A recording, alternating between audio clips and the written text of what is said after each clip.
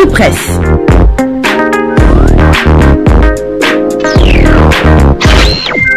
Bonjour. Les quotidiens ont évoqué des sujets multiples et variés.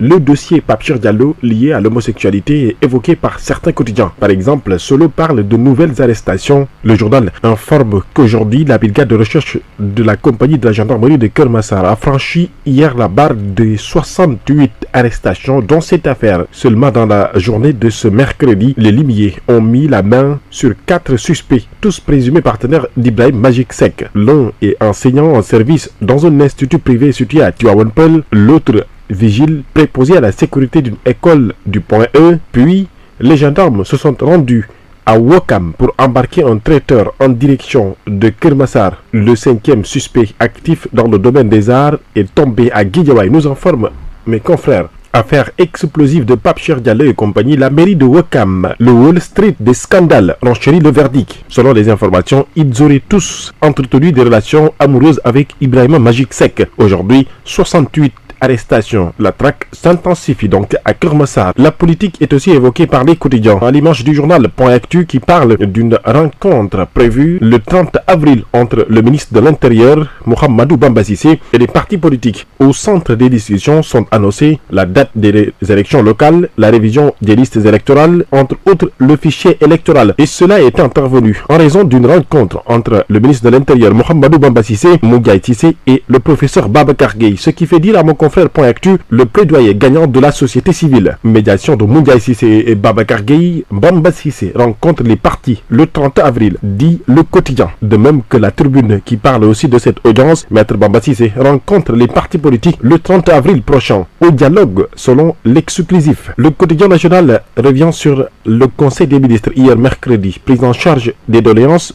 des centrales syndicales et évaluation du pacte de stabilité sociale. Le chef de l'État insiste sur l'importance d'un suivi permanent du baromètre social national relatif aux conflits sociaux et préavis de grève signalés, non sans saluer des efforts consentis par l'État du Sénégal. Ce qui fait dire à mes confrères du journal Le Soleil que le président veut la publication d'un livre blanc dans le cadre de la réforme des infrastructures. Un conseil interministériel est prévu fin avril et début mai. Parallèlement, le Premier ministre Ousmane Sonko exhorte à un calendrier pour l'opérationnalisation des mesures stabilisées dans le cadre surtout de l'approvisionnement en énergie avec la crise au Moyen-Orient. Les ministres sont appelés à l'anticipation et à la préparation opérationnelle, à une meilleure rationalisation des dépenses et une discipline budgétaire. Chaque ministre sommet de lui soumettre dans un délai de 15 jours un ensemble de mesures concrètes d'économie et de redéploiement de son secteur gouvernance et transformation publique. Sonko impose la cadence des réformes entre discipline budgétaire et souveraineté de l'État, selon le quotidien Yor. En sport, d'abord la lutte traditionnelle. Le combat entre Eumeu Sène et Ada Fass se profile à l'horizon ce 19 avril, donc dimanche prochain.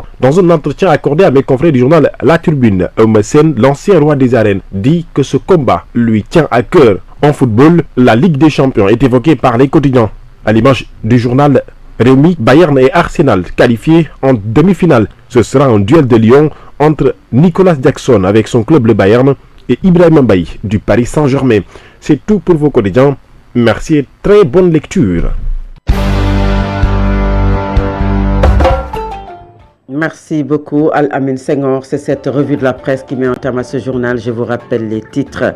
Le Premier ministre Ousmane Sonko a proposé au gouvernement une réforme visant à doter le Sénégal d'une nouvelle imprimerie nationale moderne et performante. Le Premier ministre a mis en garde contre les répercussions économiques des tensions internationales qui fragilisent les équilibres financiers de l'État.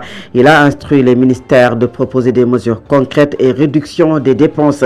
La coalition Diomaye Président a publié hier un communiqué fustigeant ce qu'elle considère comme des attaques contre la fondation des premières dames, une sortie qui devient un nouveau point de désaccord au sommet de l'État. Vous avez entendu les détails dans une réflexion de Mariam Sodendiaye. Les négociations entre gouvernement et syndicats d'enseignants vont reprendre aujourd'hui. Les deux parties se sont rencontrées il y a 2 jours.